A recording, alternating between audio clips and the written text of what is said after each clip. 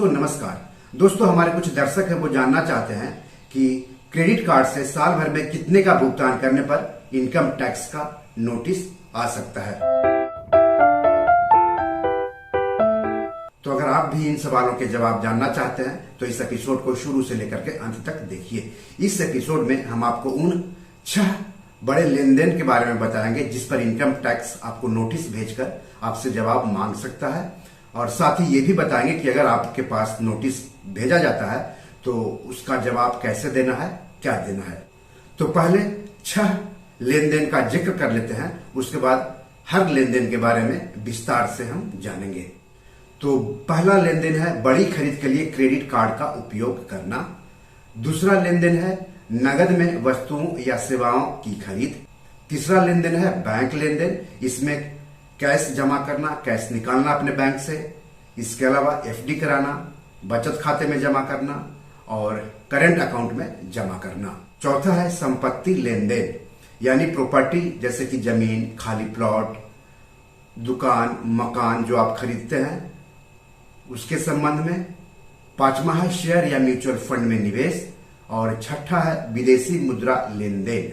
पहला है बड़ी खरीद के लिए क्रेडिट कार्ड का उपयोग करना। यदि आप एक वित्तीय वर्ष में अपने क्रेडिट कार्ड बिल का 1 लाख रुपए या उससे अधिक नगद भुगतान या दूसरे माध्यमों जैसे कि चेक, बैंक हस्तांतरण के माध्यम से 10 लाख रुपए या उससे अधिक करने का फैसला लेते हैं तो कार्ड जारी करने वाले बैंक को अनिवार्य रूप से इसकी सूचना आयकर विभाग को देनी होगी।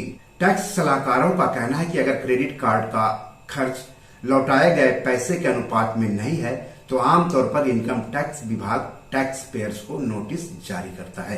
जानकार कहते हैं कि कभी कभी किसी व्यक्ति के पास ऐसा क्रेडिट कार्ड हो सकता है जो उस फर्म या दूसरी कंपनी के उपयोग के लिए होता है जहां वे काम करते हैं। इसलिए इस कार्ड के माध्यम से किए गए कंपनी के खर्च को आयकर विभाग को सूचित किया जा सकता है यदि तय सीमा से अधिक किया गया हो तब। कभी कभी यह भी हो सकता है कि आप अपना क्रेडिट कार्ड किसी मित्र को उधार देते हैं जो फिर आपको आपके क्रेडिट कार्ड पर खरीदारी की जरूरतों के लिए खर्च किए गए पैसे की प्रतिपूर्ति करता है। अगर इस तरह के क्रेडिट कार्ड लेन देन के लिए इनकम टैक्स नोटिस प्राप्त करने से बचना चाहते हैं तो दूसरों की ओर से खर्च न करें और फिर प्रतिपूर्ति न लें।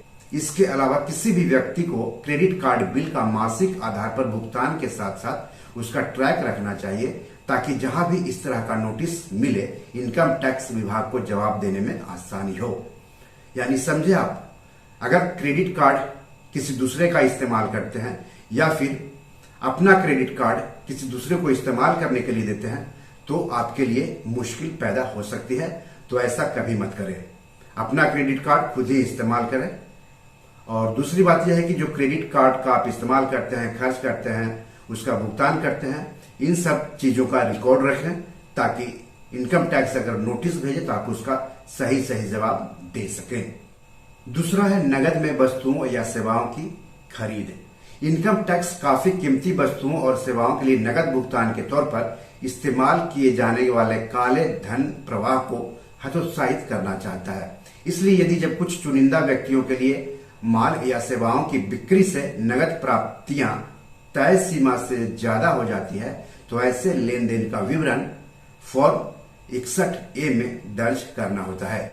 इसके बाद फॉर्म 61A के डेटा का आपके ITR से मिलान किया जाएगा और यदि आपका खर्च आपकी आय से मेल नहीं खाता है तो आपको एक नोटिस भेजा जा सकता है। फॉर्म 61A चुनिंदा व्यक्तियों द्वारा कुछ वित्तीय लेन देन की रिपोर्ट करने के लिए निर्धारित एक बयान होता है। जब लोग अधिक कीमत वाले वस्तुएं खरीदते हैं और लेन देन मूल्य तय सीमा से अधिक हो जाता है तो ऑनलाइन या ऑफलाइन स्टोर को फॉर्म 61A में ऐसे लेन देन की रिपोर्ट करनी होती है। तीसरा, बैंक लेन देन। हर एक बैंक को चालू खातों के लिए एक वित्तीय वर्ष में 50 लाख रुपए या उससे अधिक की नगद जमा और नगद निकासी लेन देन और बचत खातों के लिए 10 लाख रुपए की सूचना देनी होती है। बैंक को एक वित्तीय वर्ष में 10 लाख रुपए या उससे अधिक की सावधि जमा यानी एफडी की भी सूचना देनी होती है। यानी अगर आपने अपने बचत खाते में एक वित्त वर्ष में 10 लाख या उससे अधिक जमा किया है तो हो सकता है इनकम टैक्स का नोटिस आपके पास आ जाए। या फिर 10 लाख या उससे अधिक की एफडी की हो, तब इनकम टैक्स का नोटिस आ सकता है। दूसरी ओर करेंट अकाउंट जिसे चालू खाता कहते हैं, उसमें अगर एक वित्त वर्ष में 50 लाख रुपए या उससे अधिक जमा करते हैं या फिर निकालते हैं कैश में, तो हो सकता है इनकम टैक्स नोटिस आपको दे सकता है और जवाब मांग सकता है। चौथा है संपत्ति लेन देन, यानी जो आप जमीन, खाली प्लॉट, दुकान, मकान खरीदते बेचते हैं, उसके बारे में नोटिस आपके पास आ सकता है। मौजूदा कानून के मुताबिक जब तक किसी अचल संपत्ति का विलेख पंजीकृत नहीं होता है, तब तक ऐसी संपत्ति का कोई भी खरीदार कानूनी रूप से उस संपत्ति का मालिक नहीं बन सकता है। यानी किसी भी संपत्ति का मालिक बनने के लिए आपको उसे रजिस्टर करवाना जरूरी है। इस तरह के लेन देन की सीमा 30 लाख रुपए है और जहां यह उस सीमा से अधिक है तो रजिस्ट्रार संपत्ति के खरीदार और विक्रेता का विवरण आयकर विभाग को रिपोर्ट करेगा। यानी 30 लाख रुपए तक आप अगर किसी संपत्ति को खरीद बिक्री करते हैं तो इनकम टैक्स का नोटिस आने का संभावना नहीं है। लेकिन अगर 30 लाख से ज्यादा की खरीद बिक्री करते हैं प्रॉपर्टी की, तो हो सकता है आपके पास इनकम टैक्स का नोटिस आ जाए और आपको जवाब देना पड़ जाए। इसलिए जब आप आईटीआर फाइल करते हैं तो इस तरह के लेन देन का विवरण आपको शामिल करना चाहिए, क्योंकि इन विवरणों का विभाग द्वारा मिलान और क्रॉस सत्यापन किया जाता है। पांचवा है शेयर या म्यूचुअल फंड में निवेश। हर एक कंपनी को अपने शेयरधारकों के विवरण की रिपोर्ट करनी होती है इनकम टैक्स विभाग के पास, यदि वो अपनी कंपनी के शेयर प्राप्त करने के लिए एक वित्त वर्ष में 10 लाख रुपए या उससे अधिक प्राप्त करते हैं। म्यूचुअल फंड, डिवेंचर और बॉन्ड के लिए भी 10 लाख रुपए की सीमा लागू है। यानी अगर आप शेयर बाजार में, म्यूचुअल फंड में, डिवेंचर में या बॉन्ड में किसी भी वित्त वर्ष में 10 लाख रुपए या उससे अधिक का निवेश करते हैं, तो इसकी जानकारी इनकम टैक्स विभाग को देनी होती है उन कंपनियों को जहां से आप ये निवेश साधन खरीदते हैं। तो अगर आप 10 लाख या उससे अधिक का निवेश करेंगे तो हो सकता है आपके पास इनकम टैक्स विभाग का नोटिस आ जाए और आपको जवाब देना पड़ जाए। छठा है विदेशी मुद्रा लेन देन। एक वित्त वर्ष में 10 लाख या अधिक मूल्य की विदेशी मुद्रा के रूप में किए गए भुगतान की जानकारी आयकर विभाग को देनी होती है।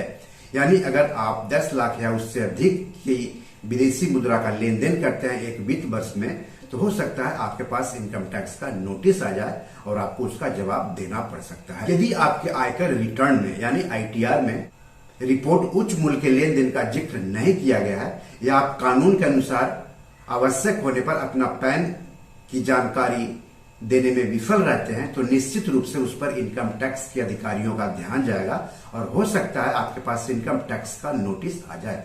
भारत में सभी बैंक और वित्तीय संस्थान को व्यक्तियों द्वारा किए गए कुछ चुनिंदा लेन देन की सूचना इनकम टैक्स विभाग को देना कानूनी तौर पर जरूरी है, जिसका जिक्र हमने ऊपर किया है।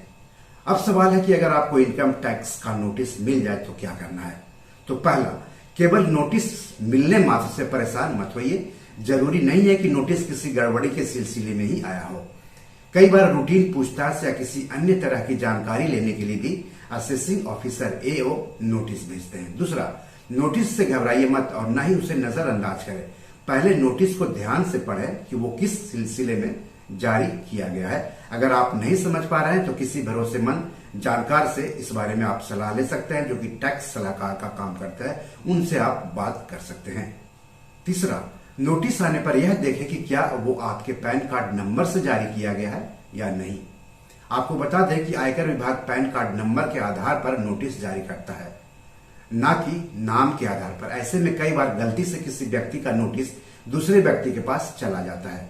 हो सकता है कि नोटिस ऐसे ही किसी दूसरे व्यक्ति का हो जिसका नाम और जन्म तिथि आपसे मेल खाती हो। नोटिस में दिए गए पैन नंबर का मिलान जरूर कर लें। चौथा, सभी दस्तावेज व्यवस्थित कर लें। यह भी संभव है कि नोटिस भेजने के लिए आपके रिटर्न को संयोगवश जांच के लिए चुन लिया गया है। बोलते हैं ना, एट रैंडम चुन लिया जाना, तो हो सकता है एट रैंडम चुन लिया गया हो। इसलिए नोटिस मिलने पर डरने के बजाय आयकर विभाग द्वारा मांगे गए सभी दस्तावेजों और बाकी सूचनाओं को इकट्ठा करें। इन दस्तावेजों में आपके लेन देन से संबंधित कागजात हो सकते हैं, आईटी रिटर्न की रसीद हो सकती है, प्रॉपर्टी खरीदने के लिए लोन लिया तो उससे संबंधित कागजात हो सकते हैं, आयकर स्रोत जानने के लिए बैंक अकाउंट दिखाना पड़ सकता है, या फिर भुगतान के बारे में बताने के लिए क्रेडिट या डेबिट कार्ड स्टेटमेंट शामिल रह सकता है। पांचवा, नोटिस का गुम हो जाना आपकी मुश्किल बढ़ा सकता है। इसकी फोटोकॉपी या स्कैनिंग करवा कर रख लेना चाहिए। नोटिस ईमेल से मिलने पर इसे कंप्यूटर पर डाउनलोड करना बेहतर होगा। और छठा, कई बार गलत आईटी रिटर्न फाइल करने पर टैक्स चोरी के संदेह में भी आयकर विभाग नोटिस भेजता है। ऐसे में अपने सीए से बात करें और इसका समाधान निकालें। सातवां, नोटिस में उसे जारी करने वाले अधिकारी का नाम और पद जरूर दिया होता है। अधिकारी के हस्ताक्षर, मुहर, दफ्तर का पता और इनकम टैक्स वार्ड और सर्कल का जिक्र भी नोटिस में अवश्य होता है। नोटिस ईमेल से मिलने पर उसका डॉक्यूमेंट आइडेंटिफिकेशन नंबर यानी DIN जरूर देखें। आठवां, अगर सिर्फ ज्यादा टैक्स के लिए नोटिस भेजा गया है तो इससे खुद भी निपट सकते हैं। मामला थोड़ा उलझाने वाला है तो किसी टैक्स सलाहकार की मदद लेना बेहतर होगा। प्रोफेशनल व्यक्ति आपको रिटर्न के मामले में हुई गड़बड़ी के बारे में सटीक ढंग से बता सकेगा और नोटिस का बेहतर जवाब तैयार करने में आपकी मदद करेगा। तो ये तो हो गया कि अगर आपको इनकम टैक्स का नोटिस मिले तो आपको क्या करना चाहिए। सबसे पहले कि आपको घबराना नहीं चाहिए और आपको नोटिस पूरी तरह से अच्छी तरह से पढ़ना चाहिए कि मामला क्या है। चलिए अब आपको बताते हैं कि इनकम टैक्स विभाग क्यों किसी को नोटिस भेजता है। पहला, हो सकता है आईटी रिटर्न फाइल नहीं किया गया हो। दूसरा, अधिक वैल्यू के लेन देन करने पर पैन कार्ड नंबर की जानकारी नहीं दी गई हो। तीसरा, सेविंग्स बैंक अकाउंट में 10 लाख रुपए या उससे अधिक की नकदी जमा करने पर भी नोटिस जारी किया जा सकता है। चौथा, साल में 30 लाख रुपए या उससे अधिक की प्रॉपर्टी खरीद बिक्री करने पर नोटिस जारी किया सकता है। चौथा, साल में 30 लाख रुपए या उससे अधिक की प्रॉपर्टी खरीद बिक्री करने पर नोटिस जारी किया जा सकता है। पांचवा, आयकर के स्रोत के बारे में सही जानकारी नहीं देने या आयकर विभाग द्वारा आपके द्वारा दी गई आयकर स्रोत के बारे में जानकारी से संतुष्ट नहीं होने पर नोटिस आपको मिल सकता है। सातवां, निवेश या डिपॉजिट के स्रोत के बारे में जानकारी के लिए आपको नोटिस भेजा जा सकता है। तो इस तरह से आपको इनकम टैक्स नोटिस कब भेज सकता है, कितने निवेश पर भेज सकता है और अगर आपको नोटिस भेजा गया हो तो कैसे निपटना है, इन सब बातों के बारे में मैंने जानकारी दी। अगर कोई सवाल हो तो कमेंट बॉक्स में जाकर के जरूर पूछें और कोई सलाह हो तो आप हमें कमेंट बॉक्स में जाकर के जरूर बताएं।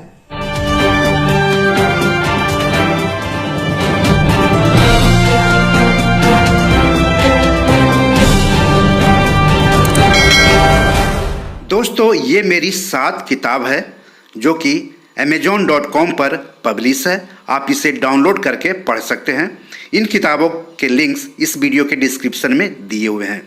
इन 7 किताबों में से 5 किताब मनी मैनेजमेंट पर है, यानी पैसा निवेश करके अधिक पैसा कैसे कमाएं पर आधारित है।